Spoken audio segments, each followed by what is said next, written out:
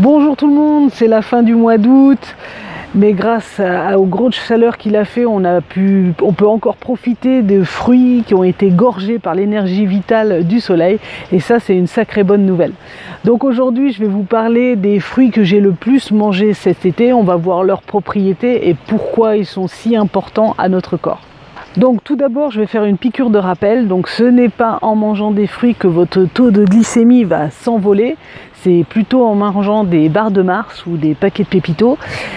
Ça je tenais à le préciser. Je tenais à préciser aussi donc que les fruits ne font pas fonctionner votre pancréas parce qu'ils sont tout simplement bio-assimilables. Ils ne nécessitent aucune transformation de la part de notre corps pour aller directement dans nos cellules. Tout ce qui fait fonctionner le pancréas, c'est le sucre raffiné. D'ailleurs, le fruit, c'est l'aliment qui demande au corps le moins de digestion. Je crois que c'est à peu près 1 heure. Contre, par exemple, c'est même un peu plus long que les légumes. Les légumes sont un peu plus longs à être assimilés par le corps. Pourquoi? À cause de leurs fibres qui sont très dures. Par exemple, le poisson, c'est 3 heures. Je crois que la viande et les produits laitiers, 4 heures. Voilà. Donc, le fruit est ce qui demande le moins d'exercice au corps, le moins d'énergie au corps pour être assimilé. Je ne calcule plus le nombre de fois où on m'a dit « Mais Sabine, tu manges beaucoup trop de sucre, tu vas avoir des problèmes avec ton taux de sucre, ta glycémie, etc. » Donc, je le répète, non, non et non, les fruits ne font pas fonctionner le pancréas. Le danger, c'est le sucre raffiné. Alors on va revenir à nos fruits. Les fruits, qu'est-ce qu'ils apportent? Ils apportent essentiellement de l'eau et de l'eau bio-assimilable, de l'eau dont le corps a besoin. Et la formule chimique de l'eau dont le corps a besoin, c'est H3O2. Or, quand on consomme de l'eau qui vient de l'extérieur, de l'eau en bouteille, la formule chimique c'est H2O. Donc l'eau qu'on consomme de l'extérieur demande au corps a aussi une transformation pour être assimilable.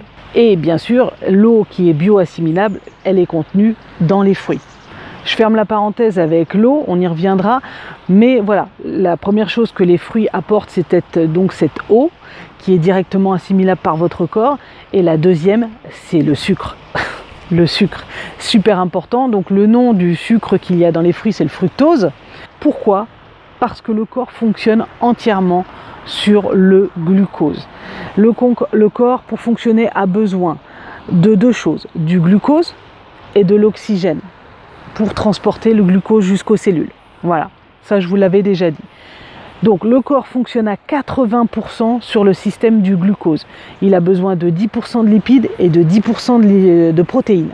Pas plus en fait de lipides et pas plus de protéines. Ce qu'il a besoin, c'est de sucre, de glucose. Or, le problème de notre alimentation moderne, c'est qu'elle est beaucoup trop riche en gras et en sucre raffiné. C'est ça ce qui va faire fonctionner votre pancréas à blinde. Et puis on est toujours là à faire tout un grand truc des protéines, il faut des protéines, il faut des protéines. Effectivement, oui, le corps ne peut pas stocker des protéines, donc il en faut tous les jours, il faut un apport de protéines, mais à hauteur de 10%, ce qui n'est pas grand-chose au final. Alors que dans les fruits, tout est dans des proportions, on va dire, parfaites. Il y a énormément de sucre, il y a des protéines dans les fruits, il y a des lipides dans les fruits. En fait, tout est parfait dans les fruits. Il y a de l'eau physiologique, il y a de l'énergie vitale, surtout, alors là, surtout si vous venez de cueillir le fruit sur l'arbre, alors je vous dis pas l'énergie vitale, c'est au taquet.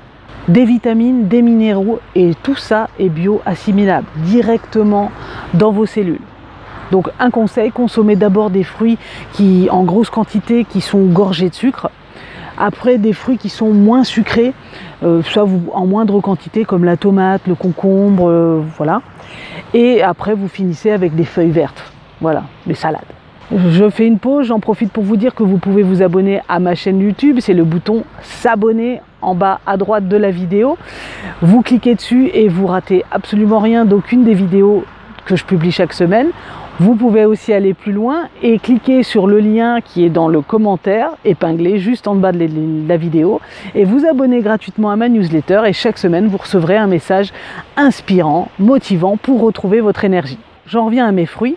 Moi, je me suis donné une règle, tout ce qui dépasse, qui est vraiment au-dessus de 5 € le kilo, j'achète pas, c'est vraiment trop cher. Donc autant vous dire que cette année, j'ai pas touché une prune, j'ai pas touché une mirabelle Et alors les abricots, je ne sais pas qu'est-ce qui s'est passé, ils sont je crois à de l'ordre à 8 kg et quelques le kilo à la Biocoop, donc je n'ai pas mangé un abricot de l'été, à mon grand malheur. Par contre, il y a des fruits qui ont été très abordables tout de suite, comme le melon. Le melon a été vite abordable. Bon, aujourd'hui, il est quand même passé à 3,50 le melon. Mais bon, voilà, maintenant, ma barre, pour moi, c'est 5 €. À côté de chez moi, il y a une épicerie de producteurs locaux et bio. Et là, les cerises et les pêches, qui étaient délicieuses, étaient à des prix plus qu'abordables, même en dessous de 5 € le kilo. Bon, maintenant, c'est tout simple, je les achète carrément par cagette. Bon, moi je me dis comme ça, c'est plié. Donc la cerise, commençons par la cerise. La cerise avec ses saveurs douces et acides. Alors la cerise, elle peut être grosse et acidulée, petite, toute petite. Elle peut être jaune, malgré qu'elle soit mûre. En fait, il en existe tout un tas de variétés. Mais elles ont toutes un point commun, c'est qu'elles sont riches en eau et en potassium. Ce qui les rend très drainantes et très diurétiques. Et bien sûr, elles ont une action antioxydante. Ça, c'est tous les fruits qui ont la couleur rouge. Vous pouvez, ça, c'est à ça qu'on les reconnaît. Par exemple, la cerise chasse l'humidité du corps et donc est très conseillée pour les personnes qui ont des rhumatismes, par exemple. Elle est aussi très très bonne pour le foie et la rate. On passe à la pêche. La pêche, c'est avec sa saveur douce et acide aussi, comme la cerise. Elle peut être de vigne, plate, blanche, jaune. Elle est riche en eau bien sûr, et elle est très peu sucrée, et surtout elle a un très large éventail de nutriments. Elle a de la vitamine C, de la vitamine E, des vitamines de la série B, du potassium, du magnésium, du calcium, du sélénium. Bref, elle a vraiment une très très grande variété de nutriments. Et ces fibres, elles sont douces et améliorent la digestion et donc le transit. Donc elles sont très bonnes pour l'estomac et pour le gros intestin. Le dernier fruit que j'ai mangé en très très grosse quantité et que je continue à manger, c'est le melon, qui est vraiment le fruit de l'été par excellence. Ce fruit, il est gorgé d'eau, il est très désaltérant. C'est pareil, ces fibres douces stimulent le transit, et surtout à sa couleur orangée, vous savez qu'il est gorgé de bêta-carotène, très bon pour la peau, pour les yeux, et donc il y a un effet antioxydant aussi. Il contient pas mal de vitamine C, de calcium, de zinc, de fer et de magnésium. Allez, je vous fais un dernier fruit. Le dernier fruit, celui que j'adore en ce moment et qui, grâce à ses grosses chaleurs, est présent dès maintenant sur les arbres, c'est la figue. Et oui, elle est déjà là, un truc de dingue. Et moi, je vous dis pas comment je raffole de la figue. Et j'ai une chance folle, c'est qu'ici en Aveyron, enfin je sais pas si c'est particulièrement, mais ici à Saint-Afrique, il y en a partout. Partout, le figuier pousse dans des endroits les plus improbables. Tous les mètres, vous trouvez un figuier gorgé de fruits. Et moi, clairement, j'ai commencé la cueillette intensive parce que je ne peux pas m'offrir les figues qui sont à la Biocoop, ça c'est sûr. Alors je peux vous dire qu'en ce moment, je dépouille tous les arbres que je trouve, carrément. Sa saveur douce est bonne pour la rate, pour l'estomac et pour les poumons.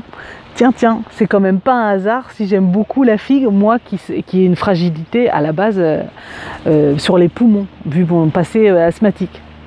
La figue, quand elle est bien mûre, elle est gorgée de sucre et elle vire presque à un goût mielleux quand elle est vraiment mûre. Alors en fait, l'apport de la figue, il n'est pas exceptionnel, sauf en ce qui concerne les fibres, parce qu'elle est vraiment laxative.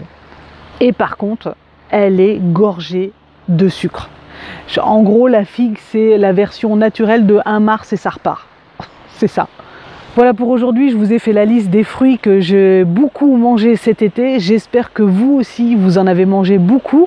Et ce qui est important, c'est vous, quels fruits vous avez mangé tout cet été. Parce que si vous allez naturellement vers la pêche ou la pastèque, etc., c'est que votre corps en a besoin. Alors laissez-vous guider par votre instinct, régalez-vous et on se retrouve la semaine prochaine. N'oubliez pas, vous pouvez vous abonner à ma chaîne YouTube, c'est le bouton rouge s'abonner en bas à droite de la vidéo.